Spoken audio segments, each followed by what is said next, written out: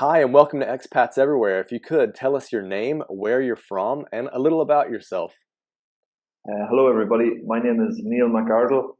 I'm an Irish citizen living and working in Bratislava, Slovakia.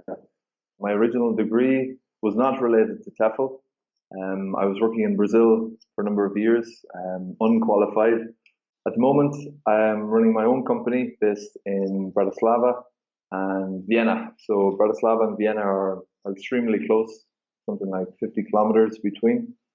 And yeah, I'm based here now and I'm loving it. It's great. The weather is much better in Slovakia than in Ireland, I can tell you that. So tell us, what countries have you worked in? I started my career, I guess you could say, in Brazil. I worked in Brazil, then I came back to Ireland, worked in some institutions in Ireland, in Dublin. Then I moved to Italy. I worked in Pisonia up by Lago di Isola, Lake Garda, that area. And that took me further north to Vienna, Austria, and now Bratislava. Awesome. And what's it like working in Bratislava? It's great. It's great. You have a couple of options if you come here. The most important thing you should realize that the salary is extremely low here. Not for teaching English, but generally the income for the average person here, a Slovak person, is extremely low. Even for European standards, it could be like 500 euro a month, something like that. Okay. So the cost of living is extremely low. This is also very good if you want to move here. But I'm quite comfortable here with my job. But the average person, it's a bit of a struggle. It's a bit of a struggle for them. And what kinds of jobs are available for English-speaking expats specifically? Sure. So like any capital city, you have got the main embassy international schools. So you have the main Cambridge and British international schools. So these would facilitate a lot of the Asian and British diplomats' children.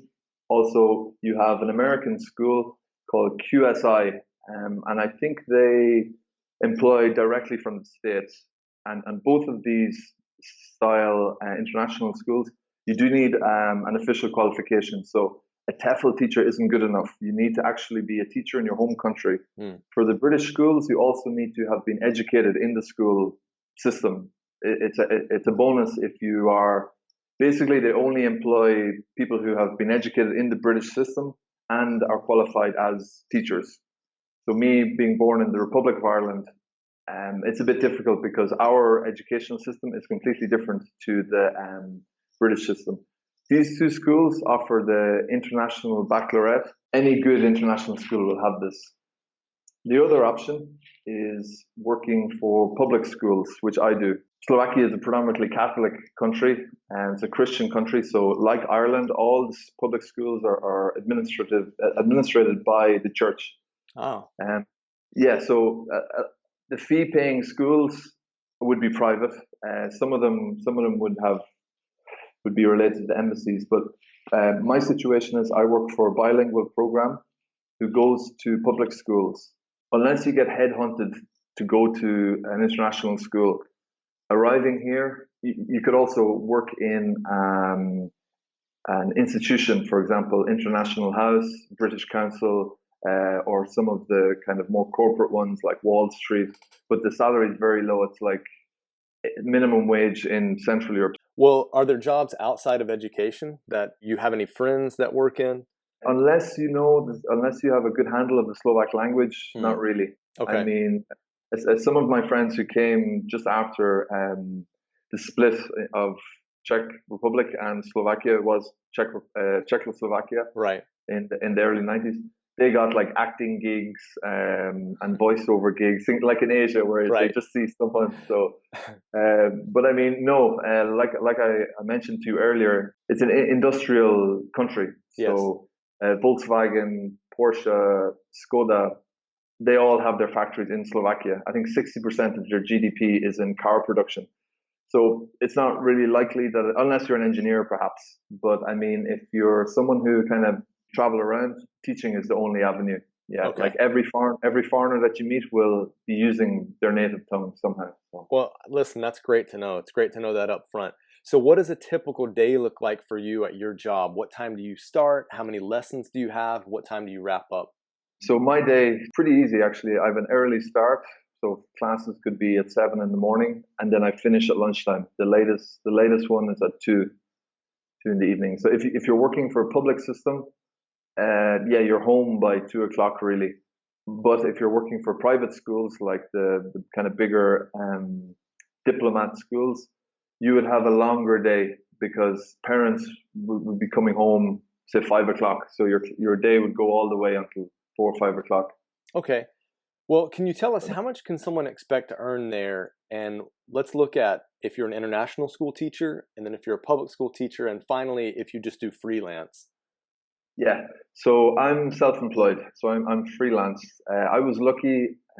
My boss organized all of this for me. The main thing you need to do, you need a middleman. You need someone to do all this stuff for you because Slovaks are extremely friendly and they're lovely people, but they are definitely a bit cautious, but they're definitely standoffish at first, like all kind of Eastern Europeans. To foreigners. To foreigners, yeah. So I am self-employed. The big toss-up between if you work for a school, they will pay for your health insurance. So it's mandatory. You need health insurance. You also need to pay social contributions. Mm-hmm. My health insurance is around €70. My social contributions, which is your retirement, your maternity, things like this. If you work for a school, this is all paid for. Okay. So the salary that they would be looking at, I would say, for 40 hours a week, it would probably be like quite low, maybe 1,500, 1,600 euros, so 1,500 euros. Okay. But you don't have any expenses there. That's yours. Whereas in my situation, if you're self-employed, you will need to pay, so health insurance, say about €70 a month, social contributions, €150 a month. The first year that you come to Slovakia, the government waives social contributions for self-employed people. So it's like a little kind of bonus when you come here. You don't have to pay any contributions for the first year until you get on your feet. And then on the second year, you have to start paying contributions. Taxes are quite low also. I paid only 18% income tax, which compared to here, just across the border in Austria, it's much higher. It's 25% on income.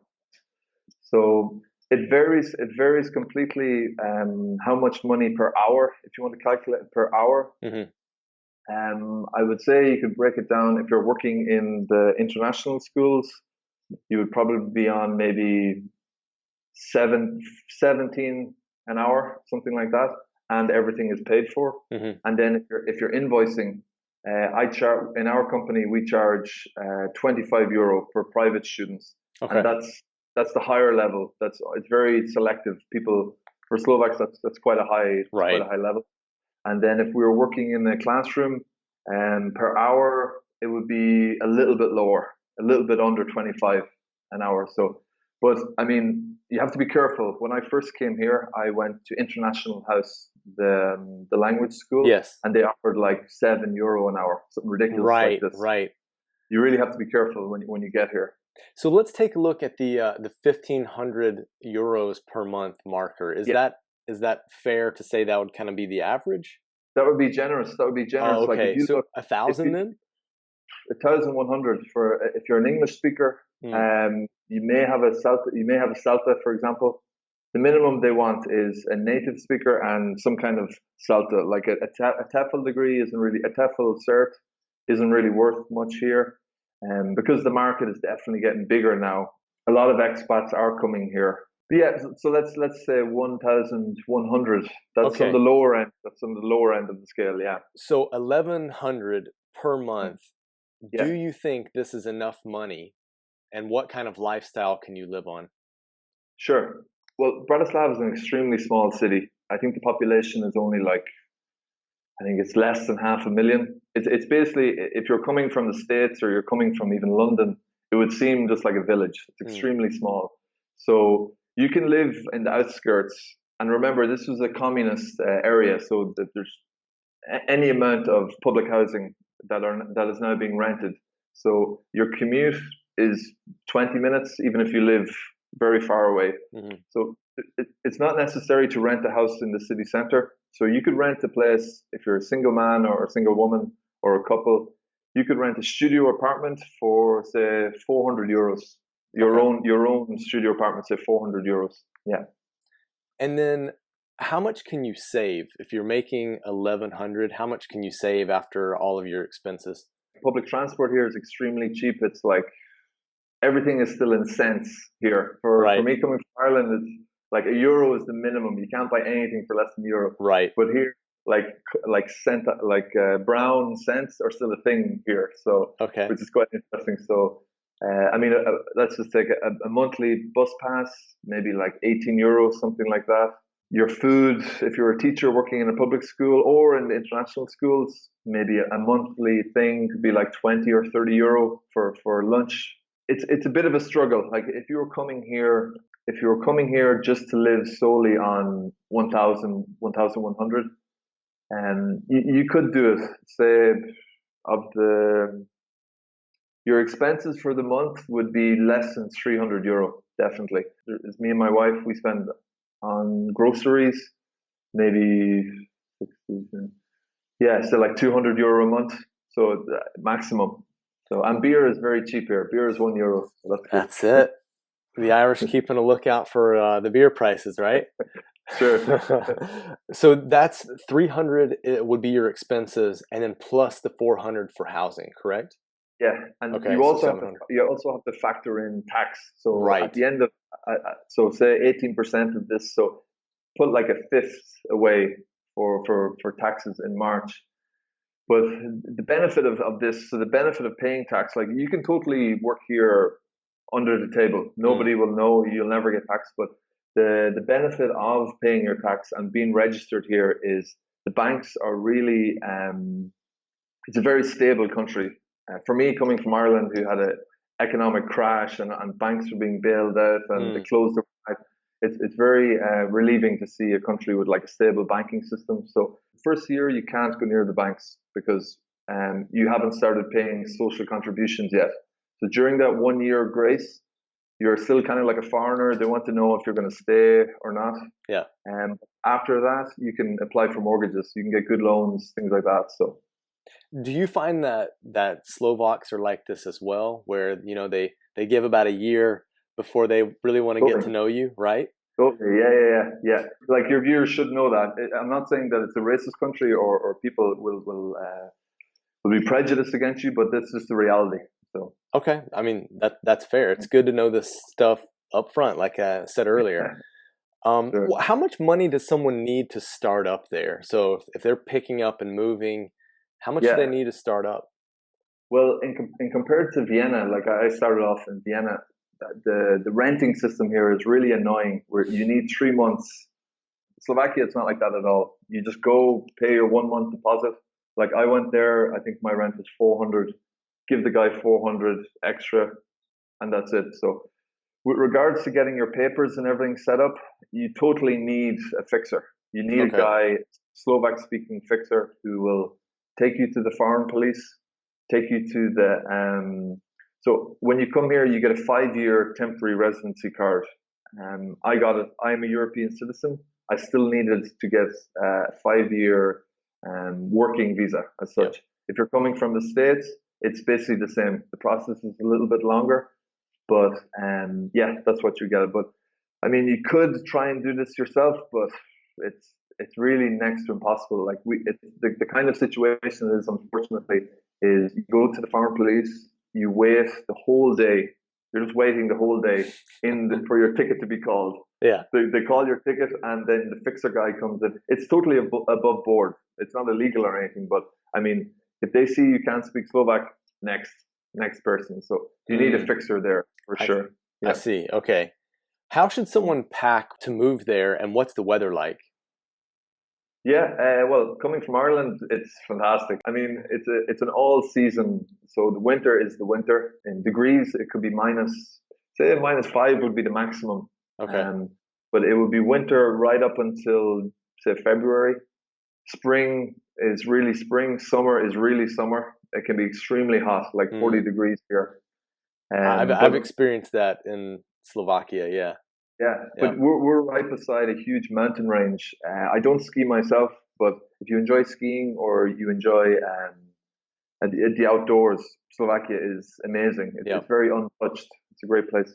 And do you recommend that people just bring all of like four-season gear, or can you buy Mhm. things there?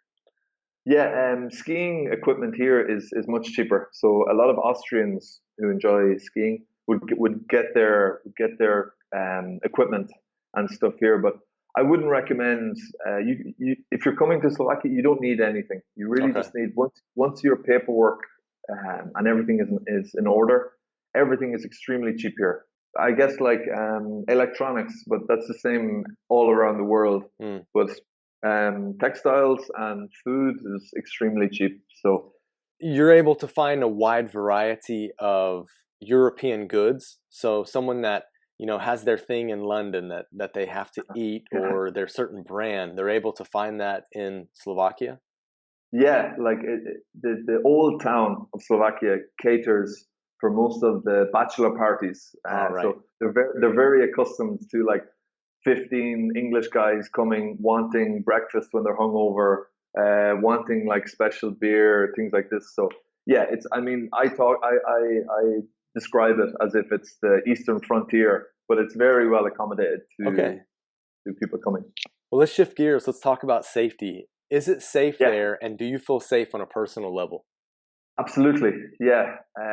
Where I live in a district called Petržalka, and during the communist regime, when Slovakia was part of Czechoslovakia and part of the greater kind of USSR, it was the largest borough in Europe. I think it's still the largest borough. It's like 30,000. It's a stereotypical like brutalistic architecture block of flats, Right. something you would see in an American movie describing Slovakia, grey and no love at all. But I live right in the middle of there, and it's extremely safe. Okay. Like as I mentioned before, I don't know if this is the reason, but Slovaks are it's a Christian country, so Mm. they're heavily family orientated.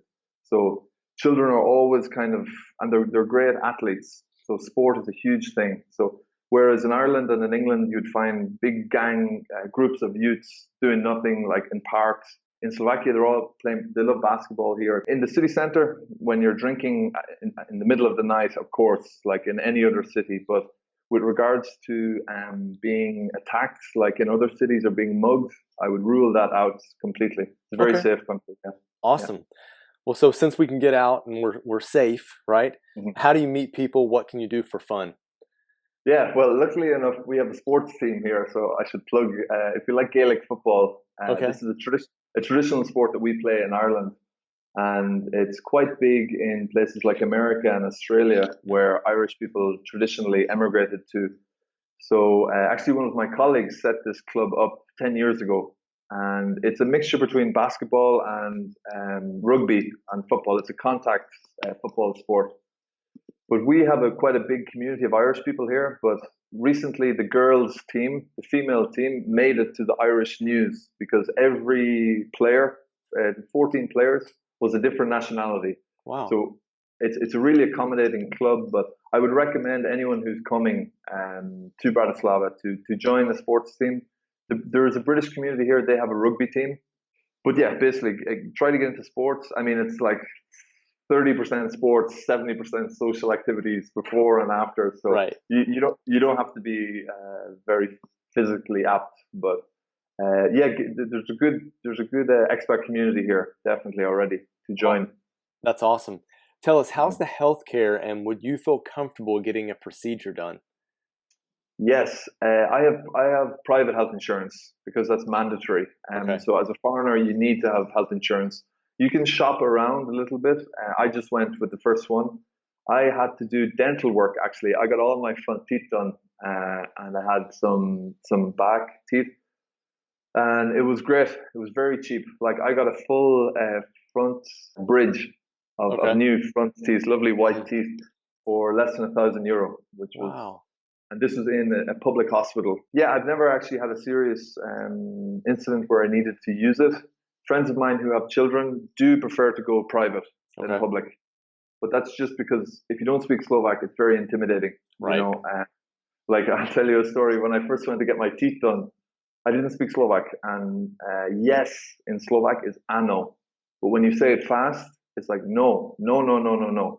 So I was lying down, I was getting my teeth done, and a senior doctor came in, a senior dentist, and they're like blah blah blah blah blah blah blah blah blah, and she said no no no no no no no no no no, and she started drilling. So I thought she was saying no no no, don't drill, don't drill, and then the other dentist started drilling. So it was a little bit unnerving at the time because I didn't understand it. So Yeah. but yeah, the healthcare system it's fine. It's fine. If you like, there's always private. There's always private there. So Do you think that Slovakia and Bratislava in particular is a good travel hub? Why or why not?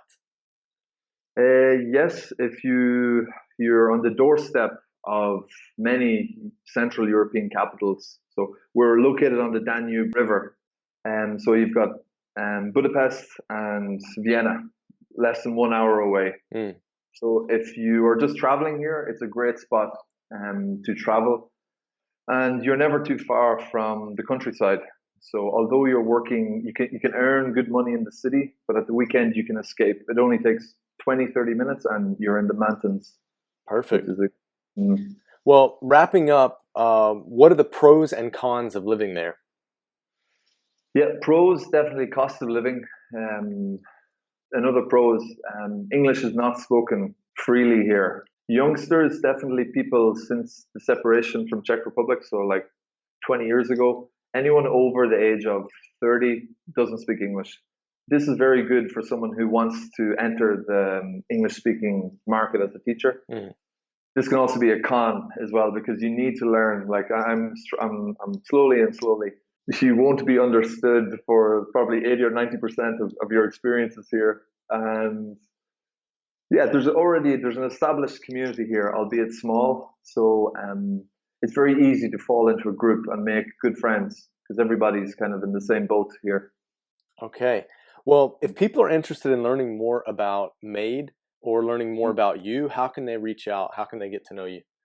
Yeah, so we've got a Facebook page, aptly named MAID International. So if you search us on Facebook or if you check us out on YouTube, we also have a YouTube channel now. So I'm live streaming all my classes due to Corona, and the YouTube channel is MAID International also. And we have a website as well with some more detailed information about our teachers. It's maidinternational.net. So you can find us there. Awesome. How much do you charge per class or per hour? Depending, the online sessions are €30 per 45 minutes. Okay. €30. So, I mean, it's in Slovakia, we charge 25 because even 25 is the threshold. It's difficult to get more than that. Mm. But a lot of our clients are in Vienna. If you're thinking of working in Vienna, it can go all the way up to €90 an hour. Would be normal, yeah. Well, Neil, thank you so much for stopping in with Expats Everywhere, telling us about Bratislava and explaining what you do there. We appreciate it. Sure. Thanks a lot, Jacek. So your business is yours, but it also relates to English. Yeah, so it's myself and my wife, and we have some other teachers working together. So my background is in English language teaching. My wife's background is in music. She's a classical guitarist. So the name of our company is MADE, MAID International. It stands for Music, Art, Drama, English. So we offer pure English classes for children and for professionals, and as well as guitar, classical guitar and music lessons. And then a third sector is a combination of music, art, and drama, and through the medium of English. This is mostly for children. We also run summer camps in Ireland. We take Slovak teenagers, kind of preteens from Slovakia, Vienna. Going good. We were based in Vienna originally, and then I moved to Bratislava because in Vienna you have the United Nations are based there.